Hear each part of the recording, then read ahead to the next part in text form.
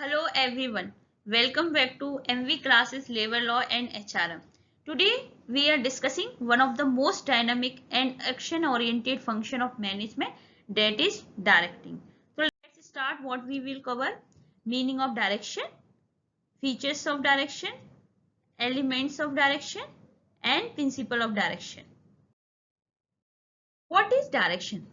Direction means it's the execute. ये आपका initiate करता है, ये आपको इंस्ट्रक्ट करता है, ये आपको गाइड करता है. तो डायरेक्टिंग क्या है? Directing is the fourth function of management and is called the heart of management process. ये हार्ट क्यों कहलाता है? क्योंकि जब तक ये एग्जीक्यूट नहीं होगा, जब तक आप कोई भी गोल अचीव नहीं कर सकते. Directing refers to instructing, guiding, overseeing the performance of the worker to achieve the predetermined goal. जो भी हमारे पहले से गोल डिसाइड है, जो भी हमने प्लानिंग में, ऑर्गेनाइजिंग, स्टाफिंग में कर रखे हैं, उनकी बेसिस पर ये डायरेक्शन होता है. तो जैसा कि मैंने आपको पहले भी डिस्कस किया है कि हम हमेशा ऑथर की डेफिनेशन लेते हैं. According to Haimann, directing consist of the process technique utilise in using instruction and making certain that operation are carried on as originally plan. जो हमने जैसा हमने प्लान किया है उसी के बेसिस पे हम उसमें क्या करते हैं, कौन सा प्रोसेस फॉलो होगा, कौन सी टेक्निक करेंगे, क्या इंस्ट्रक्ट करेंगे, कैसे गाइड करेंगे, जिस तरीके से हमारा जो प्लान है, जिसमें हमने जो टारगेट अचीव करे हैं, वो हमारा कंप्लीट हो जाए. जैसे आपको पता है कि प्लानिंग करता है decide what to do, organise arrange करता है how to do, staff ensure करता है हु विल डू. तो डायरेक्शन क्या करेगा? Action initiate. तो जैसे कि मैंने यहाँ पे आपने लिखा हुआ है, प्लानिंग क्या करता है? थिंकिंग प्रोसेस है, इसमें कुछ भी एग्जीक्यूशन नहीं होता. ऑर्गेनाइजिंग में जो हमने अभी पढ़ाया था आपको, ऑर्गेनाइजिंग में स्ट्रक्चरिंग है, अरेंजमेंट है कि किस तरीके से हम अपने ऑर्गेनाइजेशन के गोल को अचीव कर सकें.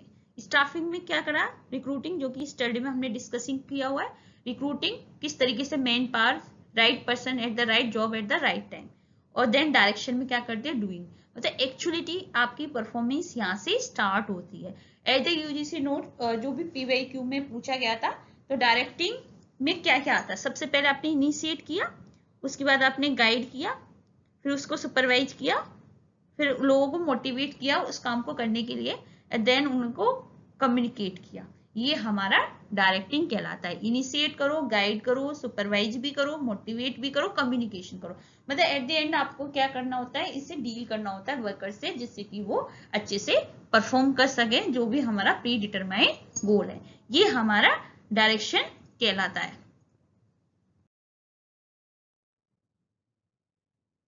अब हम पढ़ेंगे features of direction.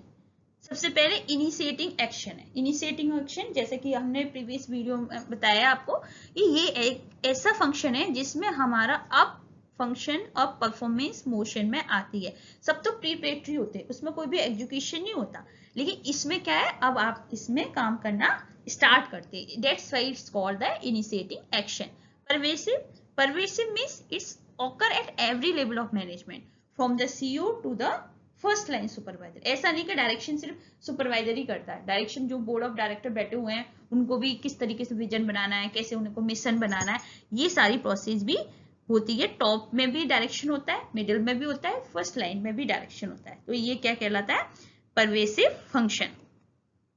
Continuous process, क्योंकि कंटिन्यूअस है, इसमें क्या होता है कि एक कॉन्स्टेंट गाइडेंस है. जैसे फॉर एग्जाम्पल, आपको एक कोई टारगेट कंप्लीट हुआ, अब नेक्स्ट क्या करना है हमें, फिर उसके बाद नेक्स्ट में क्या करना है. अगर आपने 80% आए तो अब 85% के लिए हमें कैसे गाइड करना है, कैसे डायरेक्ट अचीव करना है. तो ये हमारा कहलाता है continuous process. Continuous process. Then downward flow, ये हमेशा डाउनवर्ड फ्लो होता है. डाउनवर्ड फ्लो कैसे होता है आपका? क्योंकि इसमें हमेशा जो डायरेक्शन होता है वो आपका टॉप टू लोअर आता है. ये हमेशा डायरेक्शन क्या होता है? Top and cascade through the hierarchy to the operative level. मतलब इसका फंक्शन आएगा, सबसे पहले टॉप वाला गाइड करेगा आपको मिडिल वाले को, मिडिल वाला गाइड करेगा आपको लोअर वाले को, और लोअर वाला गाइड करेगा आपको जो वर्कर हैं आपके नीचे, जो फर्स्ट सुपरवाइजर कहलाता है, वो गाइड करेगा आपके वर्कर को. ठीक है. तो ये हमेशा कम्युनिकेशन कैसे आता है? डायरेक्शन हमेशा ऐसे आता है. तो ये हमेशा क्या है? डाउनवर्ड फ्लो है. Performance oriented. परफॉर्मेंस ओरिएंटेड में क्या है? परफॉर्मेंस में ये कि अगर आप जो भी डायरेक्ट करें वो हमेशा परफॉर्मेंस ओरिएंटेड होना चाहिए. कि एक सक्सेसफुल डायरेक्शन जब भी कहलाएगा जब आपको एक स्पेसिफिक जो आपने आउटपुट बनाया है उसको आप अचीव कर सकें। फॉर एग्जाम्पल आपने गोल बनाया कि मुझे यूजीसी नेट क्वालिफाइड करना है कोड 55, तो सबसे पहले आपने प्लानिंग करी। प्लानिंग में आपने डिसाइड कर लिया कि ये मुझे इतने दिन के अंदर मुझे विद इन 6 मंथ तैयारी करनी है, प्लानिंग हो गई। ऑर्गेनाइजिंग कैसे करनी है, अच्छा इन बुक्स से करनी है, यूजीसी नेट की जो बुक्स हैं इन साइट से हमें फॉलो करना है, ये ऑर्गेनाइजिंग हो गई। स्टाफिंग मतलब किससे पढ़ना है, यूट्यूब पे कुछ चैनल है इनसे हम पढ़ सकते हैं, कोई भी ह्यूमन रिसोर्स है, कोई भी आपका है टीचर उससे आप कर सकते हो, ठीक है। ये अभी आपने एक्शन में नहीं लिया, सिर्फ एज ए आपने प्लान किया। अब आपको डायरेक्शन क्या है, अब डायरेक्शन आपको कैसे पढ़ाई करनी है, यूनिट वाइज पढ़ाई करनी है, फिर unit wise basic concept clear करने हैं, उसके बाद आपको पीवाईक्यू भी देखने हैं, उसके बाद आपको रिवीजन करना है। तो ये आपने जब एक्चुअल स्टडी स्टार्ट करी तो दिस कॉल्ड द डायरेक्शन। अब आपने यूनिट 1 पढ़ना स्टार्ट कर दिया, ये आपका डायरेक्शन। तो ये क्या है, परफॉर्मेंस ओरिएंटेड, क्योंकि आपको यूनिट 1 अपना कंप्लीट करना है। फिर उसके बेसिस पे जब आप एग्जाम आएगा जब देखोगे कि यूनिट 1 से जितने भी क्वेश्चन आए वो आपके मैच कर रहे हैं या नहीं कर रहे हैं, तो ये कहलाता है हमारा परफॉर्मेंस ओरिएंटेड। और एक और प्लान हम बता सकते हैं आपको। फॉर एग्जाम्पल एक टीचर है, मैं एज ए टीचर हूँ, मैं स्टूडेंट्स को पढ़ाती हूँ, तो सबसे पहले मैं क्या करूंगी, एक सिलेबस प्लान करूंगी, उसके बेस पे प्लान होगी, फिर मैंने उसके टाइम टेबल के बेसिस पे अरेंज कर दिया, तो ये ऑर्गेनाइजिंग होगी। फिर मैंने subject teacher allocates, for example मैं प्रिंसिपल और प्रैक्टिसेस ऑफ मैनेजमेंट पढ़ा रही हूँ, तो ये मैं अलोकेटेड हो गया। अब मैं जो आपको पढ़ाऊंगी, आपको एक्सप्लेन करूंगी, आपको मोटिवेट करूंगी, आपको डायरेक्शन दूंगी, आपको कम्युनिकेशन करूंगी, ये हमारा कहलाएगा डायरेक्शन। तो आई होप आपको समझ में आ गया होगा कि डायरेक्शन क्या होता है। और डायरेक्शन ये है कि आप किसी को इंस्ट्रक्ट करें, आप उसको गाइड करें, आप उसको इनिशिएटिव करें कि जिससे जो आपने प्लान बनाया है वो प्रॉपर उसी डायरेक्शन में आपके फॉलो होने चाहिए। अब आता है elements of direction. Elements of direction में सबसे फर्स्ट है हमारा सुपरविजन। आपको पता है सुपरविजन मीन्स क्या होता है, सुपरविजन मीन्स ओवरसीइंग और observe the work of subordinate. हमेशा सुपरविजन क्या होता है, जो हम नजर रखना है, एक तरह से आप कह सकते हो कि आप नजर रख रहे हो, आप उसके काम को देख रहे हो कि जैसा ऊपर से फॉलो हुआ है, जैसे इंस्ट्रक्शन हैं वैसी गाइडलाइंस हैं, क्या प्रॉपर में ऐसा काम हो रहा है या नहीं हो रहा है। ये किसका काम है, सुपरवाइजर का। तो सुपरवाइजर कौन होता है, जो आपको गाइड करे, इंप्लॉय को इंश्योर करे टाइमली काम होना चाहिए, डिसिप्लिन भी मेंटेन होना चाहिए, और कोई भी अगर प्रॉब्लम आती है तो उनको रिमूव करना चाहिए, कोई भी बैरियर्स आते हैं उनको रिमूव करना चाहिए। तो ये क्या होता है, सुपरवाइजर का काम होता है। तो सुपरवाइजर जैसे एग्जांपल ले लो, एक मैन्युफैक्चरिंग यूनिट है, उसमें सुपरवाइजर वर्कर क्या करता है, सुपरवाइजर क्या करता है वर्कर्स का, वो देखता है कि जो वर्कर है वो क्वालिटी और सेफ्टी स्टैंडर्ड्स और क्वांटिटी प्रॉपर इंश्योर करता है कि प्रॉपर जिस तरीके से हमें मिला हुआ है लेआउट, जिस तरीके से हमें फॉलो करना है, क्या वो एक्चुअल में फॉलो कर रहे हैं या नहीं है। ये फर्स्ट लाइन मैनेजर भी कहलाते हैं। क्या क्या क्वालिटी होनी चाहिए, हर कोई तो सुपरवाइजर नहीं हो सकता ना, जैसे हर कोई टीचर नहीं हो सकता जब तक उसे फील्ड की नॉलेज ना हो। तो क्वालिटी ऑफ सुपरवाइजर क्या होना चाहिए, टेक्निकल नॉलेज, ऑफ कोर्स जिसका वो काम देख रहा है, जिसको वो गाइड कर रहा है, उसे एटलीस्ट उसके बारे में नॉलेज होनी चाहिए। जैसे कंप्यूटर टीचर तो उसे कंप्यूटर के बेसिक फंडामेंटल के बारे में पता होना चाहिए। फिर मैनेजरियल नॉलेज, अच्छा टेक्निकल तो है कि कंप्यूटर में प्रोग्रामिंग कैसे करनी है, एक्सेल, एडवांस एक्सेल, ये सारा टेक्निकल कोर हो गया। मैनेजरियल नॉलेज मतलब कैसे मैनेज करना है, वर्कर को किस तरीके से मैनेज करना है कि कोई भी वर्कर वेकेंट भी ना हो और कोई वर्कर ओवर प्रेशर भी ना हो, कोई अंडर प्रेशर भी ना होना चाहिए, मतलब कोई भी प्रेशराइज नहीं होना चाहिए और ना कोई खाली बैठना चाहिए। तो इस तरीके से मैनेजरियल नॉलेज भी होनी चाहिए। रूल रेगुलेशन के बारे में प्रॉपर पता होना चाहिए। जब तक आपको रूल रेगुलेशन नहीं पता होंगे जब तक आप कैसे किसी को गाइड कर सकते हैं कि किसके बेस पे। कम्युनिकेशन स्किल होना चाहिए, without communication you can't direct anything. Human relation, yes, साथ साथ में हमें ह्यूमन रिलेशन भी जरूरी है, क्योंकि विदाउट ह्यूमन रिलेशन वो एज ए मशीन की तरह काम करेंगे, फिर वो अच्छे से परफॉर्म नहीं कर पाएंगे। तो उनका जो भी एक सिंपैथी है, एक इम्पैथी तरह क्रिएट होनी चाहिए, और इंटीग्रिटी होनी चाहिए। इंटीग्रिटी मतलब एक ऐसा हार्मोनियस रिलेशनशिप होना चाहिए सुपरवाइजर और वर्कर के बीच में, जिससे अगर कोई भी प्रॉब्लम आए तो वो ओपनली डिस्कस कर सकें। ये हमारा सुपरविजन। इतना तो ये हमारा डायरेक्शन का फर्स्ट एलिमेंट है जिसे हम सुपरविजन कहते हैं। और इसमें हम सुपरवाइज करते हैं, इंश्योर करते हैं कि प्रॉपर डायरेक्शन में काम हो रहा है या नहीं हो रहा है। अब आता है मोटिवेशन। मोटिवेशन ये ऑलरेडी मैं आपको यूनिट 4 में पढ़ा चुकी हूँ, यूनिट 3 में ऑर्गेनाइजेशन बिहेवियर में डिटेल में, लेकिन आप वहां पे भी जाके ऑर्गेनाइजेशन बिहेवियर वाली यूनिट को देख सकते हैं। लेकिन स्टिल फिर से हम पढ़ते हैं मोटिवेशन क्या होता है। सबसे पहले मोटिवेशन क्या होता है, एक ऐसा फोर्स होता है जो आपको एनर्जाइज करता है कि एम्प्लॉय विलिंगली काम करे, यही मोटिवेशन है। मुझे जैसे फॉर एग्जाम्पल मैं आपको पढ़ा रही हूँ, तो अब मेरे ऊपर कोई प्रेशर नहीं है कि अगर आपको पढ़ाना है, नहीं, जो मैं विलिंगली कर रही हूँ यही मेरा मोटिवेशन है। कि किसी ने कहा कि मैम हमको पढ़ना है, हमें अपना सिलेबस कंप्लीट करा दीजिए, तो यही एक मोटिवेशन है कि इंस्पायर करे पर्सन को कि use of his the best of his ability, अपना बेस्ट दे, जिससे कि वो जो भी उसके ऑब्जेक्टिव है, जैसे मेरा ऑब्जेक्टिव है अभी कि मुझे ये यूजीसी नेट 55 का पूरा सिलेबस कवर कराना है, तो इस तरीके से मैं अपना बेस्ट दूं जिससे कि बच्चों को समझ में भी आए और मैं अपने आप में मोटिवेट रहूंगी, जब भी तो मैं आपको अच्छे से पढ़ा सकती हूँ। तो ये कहलाता है हमारा मोटिवेशन। मोटिवेशन क्या है, एक प्रोसेस है जिसमें इन्फ्लुएंस करते हैं दूसरे लोगों को कि आप काम करिए और इसके बेसिस पे आपको अवार्ड मिलेगा। जैसे फॉर एग्जाम्पल मैं आपको मोटिवेट करूं कि मैंने 5 टाइम्स क्वालिफाई किया नेट, तो मैं आपको मोटिवेट कर सकती हूँ कि यस, अगर आप थोड़ा सा कंसिस्टेंसी के साथ अगर इन मटेरियल को फॉलो करेंगे तो आप अपना भी JRF निकाल सकते हैं, लेकिन मेहनत करनी होगी आपको। ये मोटिवेशन है। तो आप मुझसे भी मोटिवेशन ले सकते हो, ठीक है, आप किसी भी पर्सन से ले सकते हो, अपने गाइडेंस मेंटोर से ले सकते हो, अपने टीचर से ले सकते हो, अपने सीनियर से ले सकते हो, जो आपको इन्फ्लुएंस कर सके कि आप अपने गोल को अचीव करना है। आपके अंदर मोटिवेशन आ जाए कि मुझे नेट क्वालिफाई करना ही है, तो उसके लिए आप इस चैनल से भी इन्फ्लुएंस हो सकते हो। अब आता है अकॉर्डिंग मोटिवेशन क्या है, एक अर्ग है, एक ड्राइव है, एक अंदर से डिजायर आती है जो हमें स्ट्राइव करती है नीड को कि नहीं, ये हमें अचीव करना है, इसके लिए हमें अपना बेस्ट देना है। That's called the motivation. एक मोटिवेशन एक ऐसा फोर्स है, एक ऐसी एनर्जी है जो लोगों को विलिंगली काम करने के लिए करती है। हम कितने भी थके हुए क्यों ना, एज ए टीचर हमारा कितना भी पर्सनल क्योस क्यों ना हो, लेकिन जब हम पढ़ाते तो अपना 100% देते, तो यही हमारा मोटिवेशन है। और आप लोगों के लिए मोटिवेशन क्या है, आप लोगों के लिए मोटिवेशन है कि आप अच्छे से पढ़ाई करें यहाँ से। तो मोटिवेशन कैसा भी हो सकता है, फाइनेंशियल भी हो सकता है, नॉन फाइनेंशियल भी हो सकता है। फाइनेंशियल मतलब जैसे हम आपको पढ़ा रहे हैं तो हमें सैलरी मिल रही है, बोनस मिल रहे हैं, इंसेंटिव मिल रहे हैं। नॉन फाइनेंशियल क्या होगा, रिकॉग्निशन, प्रमोशन, वर्क कल्चर, क्योंकि कहीं ना कहीं आपको एक रिकॉग्निशन मिलता है, आपको प्रमोट मिलता है, तो आपको अंदर से सेटिस्फैक्ट्री फील होता है।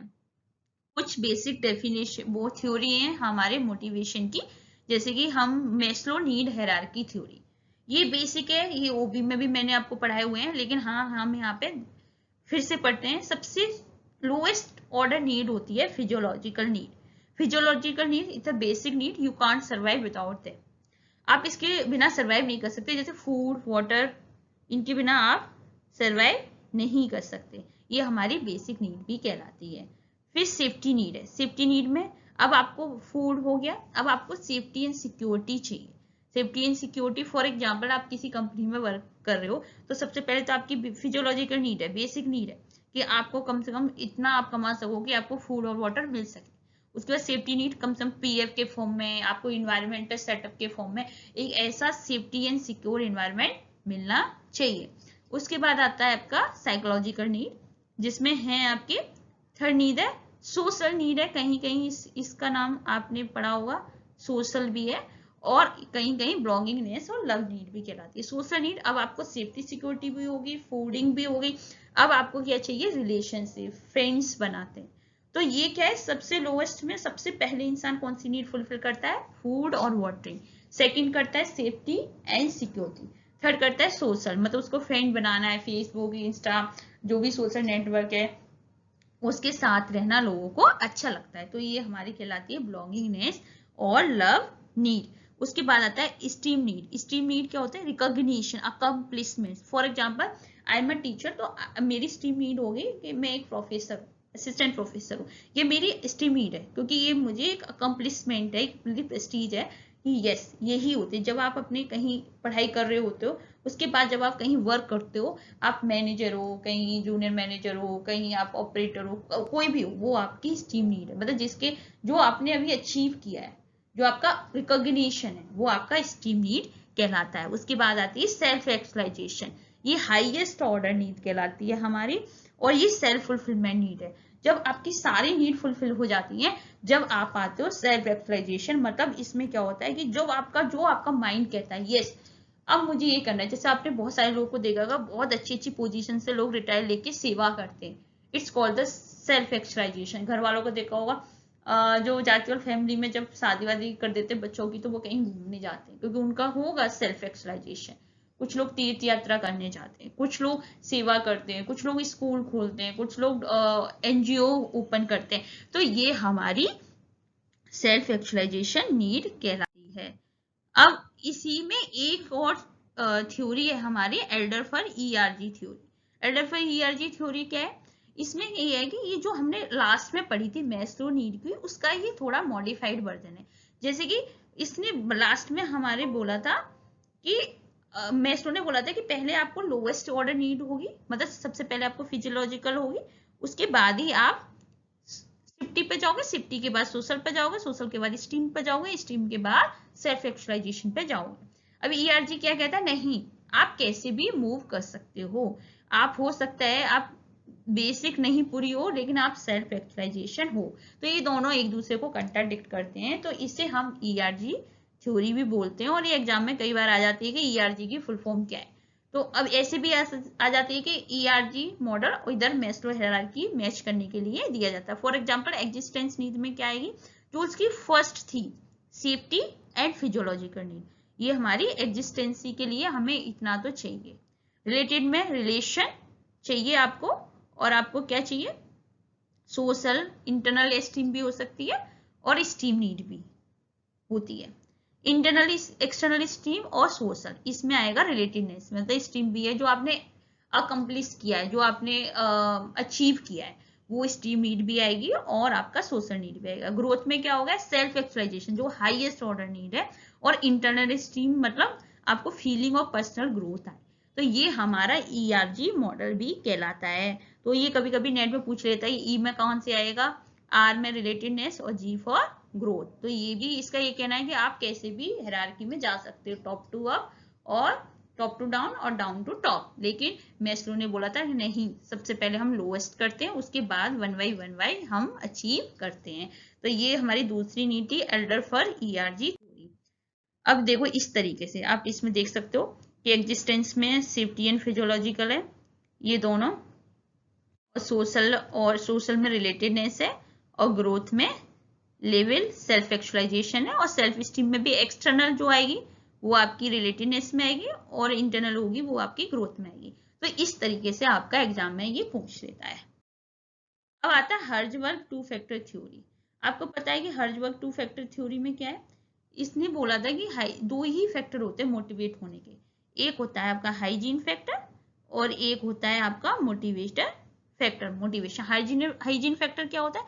दोज फैक्टर जो आपकी, जहां आप जॉब परफॉर्म कर रहे हो, किस कंडीशन में कर रहे हो, वो कहलाता है हाइजीन फैक्टर। फॉर एग्जांपल आपका कंपनसेशन हो गया, जॉब सिक्योरिटी हो गई, पॉलिटिक्स हो गई, इन्वायरमेंट हो गया, किस तरीके का लोग वहां का बिहेवियर है, सुपरवाइजर हो गए, सबॉर्डिनेट पीयर हो गए, ये सारा आपका हाइजीन फैक्टर में कहलाता है। मतलब आपकी सैलरी क्या मिल रही है, आपको कंडीशन क्या मिल रही है, ये सारे हाइजीन फैक्टर है। मतलब किस कंडीशन में आप परफॉर्म कर रहे हो किसी जॉब को, वो हाइजीन फैक्टर है। हाइजीन फैक्टर हमारा क्या कहलाता है? डिससेटिस्फायर और मेंटेनेंस फैक्टर भी कहलाता है, क्योंकि अगर ये चीज नहीं मिलेगी तो आप डिससेटिस्फाइड हो जाओगे, अगर ये चीज मिलेगी तो आप डिससेटिस्फाइड नहीं होंगे। दैट्स वाई कॉल्ड डिससेटिस्फायर और मेंटेनेंस फैक्टर। मतलब आपको जॉब करने के टाइम पे ये जो आपको मेंटेन करके रखती है, जो कंडीशन है, जो सैलरी है, ये इसलिए हमारे मेंटेनेंस फैक्टर कहलाता है। तो कभी कभी वो एग्जाम में पूछ लेता है कि डिससेटिस्फायर फैक्टर में कौन कौन से आते हैं। तो आपको पता होना चाहिए, सैलरी आएगी, आपकी वर्किंग कंडीशन आएगी, लोगों का बिहेवियर कैसा है, जॉब सिक्योरिटी कैसा है, ये सारा आप हर्जबर्ग टू फैक्टर थ्योरी की हाइजीन फैक्टर में, मतलब ये चीजें होंगी, उनके अंडर आप परफॉर्म करते हो। अच्छा, मोटिवेशनल फैक्टर क्या होती है? ये हमें पॉजिटिव सेटिस्फेक्शन देता है। इससे क्या है? हाइजीन में क्या था? अगर आप नहीं करोगे तो आपको डिससेटिस्फेक्शन होगा, अगर आप करोगे तो डिससेटिस्फेक्शन नहीं होगा।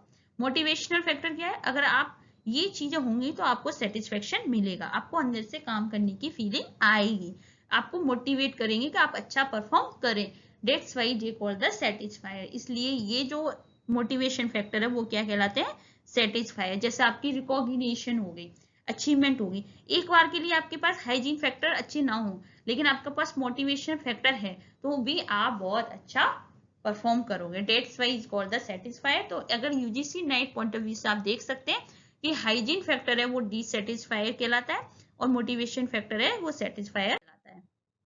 अब नेक्स्ट है theory X and theory Y.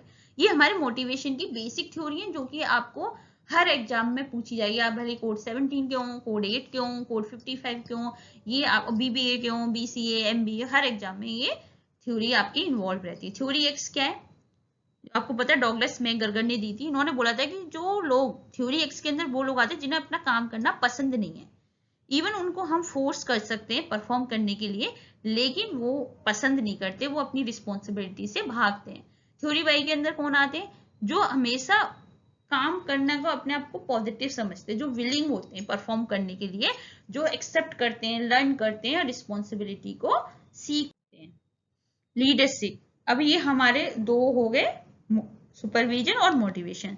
Third जो एलिमेंट है डायरेक्शन का वो है हमारा लीडरशिप। लीडरशिप क्या है, एक ऐसी एबिलिटी जो इन्फ्लुएंस करे किसी भी ग्रुप को, किसी भी टूवर्ड्स अचीवमेंट विजन और सेट ऑफ गोल। मतलब कोई भी आपने जो गोल बनाया है, कोई भी आपने विजन बनाया है, उसको अगर आप करते हो तो वो क्या करता है, लीडरशिप कहलाती है। विलिंगली लोग काम करें, ठीक है, वो क्या कहलाएगा आपका लीडरशिप। हमेशा ग्रुप कितने का होना चाहिए, एटलीस्ट 2 मेंबर तो होने ही चाहिए। अगर आप 2 लोगों को भी इन्फ्लुएंस कर रहे हो तो you are called a leader. लेकिन ऑर्गेनाइजेशन सेक्टर में होता है कि अगर आप जो वर्कर हैं जिन्हें आप काम करने के लिए इन्फ्लुएंस करते हो तो वही लीडर कहलाता है, जिससे कि वो अपनी जील के साथ, अपने 100% मोटिवेशन के साथ काम कर सके, वो लीडर कहलाते हैं। अब इसको भी हमने डिटेलिंग में ऑर्गेनाइजेशन बिहेवियर यूनिट है उसमें पढ़ाएंगे, लेकिन यहाँ भी पढ़ सकते हैं एज ए एलिमेंट के तौर पर। लीडरशिप स्टाइल जैसे कि आपने बहुत सारी पढ़ी होंगी, पर इसमें बेसिक्स ही पढ़ लेते हैं। ऑटोक्रेटिक, ऑटोक्रेटिक क्या है, एवरीथिंग डिसाइडेड बाय बॉस, सब बॉस डिसाइड करेगा आपका। डेमोक्रेटिक क्या है, डिसीजन से, डेमोक्रेटिक मतलब बॉस भी होगा और जो भी पार्टिसिपेंट है उनके बेसिस पे डिसीजन शेयर करके हम कोई भी फाइनल आउटपुट देते हैं। लेजर फेयर क्या होता है, let them decide what to do work, मतलब उन्हें ही हम डिसाइड करने देते, फ्रीडम वर्कर को देते कि आप अपने अकॉर्डिंग इस काम को आप अपने अकॉर्डिंग कर सकते हो, ये हमारा प्रोजेक्ट है, इस तरीके से हमें अचीव करना, इट्स डिपेंड ऑन यू, आप इस तरीके से इसे कर सकते हैं। हमारा जो लीडर का जो इंटरफेरेंस होता है वो इसमें 0 होता है। ऑटोक्रेटिक में लीडर ही सब डिसाइड करता है, डेमोक्रेटिक में दोनों म्यूचुअल डिसीजन होते हैं कि लीडर भी होगा और जो हमारे वर्कर होंगे दोनों मिलकर डिसीजन लेते हैं। लेजर फेयर में वर्कर का ज्यादा इन्वॉल्वमेंट रहता है, वर्कर ही सारा काम करता है। और ट्रांसफॉर्मेशन, ट्रांसफॉर्मेशन लीडर कौन होते हैं, जो आप कंप्लीटली चेंज हो जाते हैं। फॉर एग्जांपल जब मैं स्टार्टिंग में ज्वाइन किया तो मुझे इतना इंटरेस्ट नहीं था, लेकिन जब हम 1 by 1 मंथ निकलते गए तो अब मैं इंस्पायर ली, अब मैं डेडिकेटेड हूँ उसी ऑर्गेनाइजेशन के लिए, मुझे अपना 100% पढ़ाना है। इट्स कॉल्ड द ट्रांसफॉर्मेशनल, मतलब आपने जो पहले था आपने कंप्लीटली चेंज कर दिया according to organisation goal. Transaction, transaction मतलब आप ऐसे भी किसी को, लीडरशिप होती है जैसे आप बोलोगे अगर आप अच्छा परफॉर्म करोगे तो हम आपको रिवॉर्ड देंगे। ट्रांजेक्शन का मतलब भी हुआ एक्सचेंज किया, आप अच्छा परफॉर्म करोगे तो आपको रिवॉर्ड मिलेगा, आप अच्छा परफॉर्म नहीं करोगे तो आपको प्रमोशन नहीं मिलेगा। ये हमारा लीडर कहलाता है। ये सारी लीडरशिप है। जैसे फॉर एग्जाम्पल आप स्टीव जॉब ने एक विजनरी ऑटोक्रेट जो भी है, तो अब उसमें क्या है, उन्होंने एक इनोवेशन ड्राइवन कल्चर क्रिएट किया है। ऑटोक्रेटिक लीडर से इनोवेशन ड्राइव, तो ये अपनी अपनी केस स्टडी होती है जो लोग फॉलो करते हैं। जैसे कि स्टीव जॉब्स का कैसा है, ऑटोक्रेटिक लीडरशिप है, ठीक है। उन्होंने बोला कि जो हमने इनोवेटिव क्रिएटिविटी करेंगे उसी के बेसिस पे उन्होंने एक कल्चर बना रखा है। अच्छा, डेमोक्रेटिक का भी एग्जांपल ले सकते हैं आप, नारायण मूर्ति, ये बहुत फेमस है, इन्फोसिस कंपनी के फाउंडर है। इन्होंने देखा, उन्होंने क्या क्या किया, डेमोक्रेटिक लीडरशिप को प्रमोट किया, ठीक है। ट्रस्ट, ट्रांसपेरेंसी होना चाहिए, लोगों का होना चाहिए, तो ये हमारी लीडरशिप के एग्जाम्पल हैं जो कि आप और भी रिलेट कर सकते हैं। अब आते हैं communication. You know communication basic है, ड्राइव है लैटिन वर्ड से commune, which means the common sharing of information, refers to the process of sharing knowledge, information, understanding from one person to another person. तो communication क्या है? Basically you can say is the exchange of idea between manager and employee. According to some author, communication transfer of information, एक information का transfer है जो आप sender to receiver आप दे सकते हो, और जो जिस तरीके से सेंडर ने इंफॉर्मेशन भेजी है उसी ही रिसीवर समझ में आना चाहिए। फॉर एग्जाम्पल, मैं आपको पढ़ा रही हूँ तो जिस वे आई एम अ सेंडर, मैं आपको पढ़ा रही हूँ और आप वो रिसीवर, तो अगर मैं जिस वे में आपको पढ़ा रही हूँ, जिस कंसेप्ट को मेरे माइंड में, उसके बेसिस पर अगर आपको वही समझ में आता है तो ये हमारा इफेक्टिव कम्युनिकेशन है।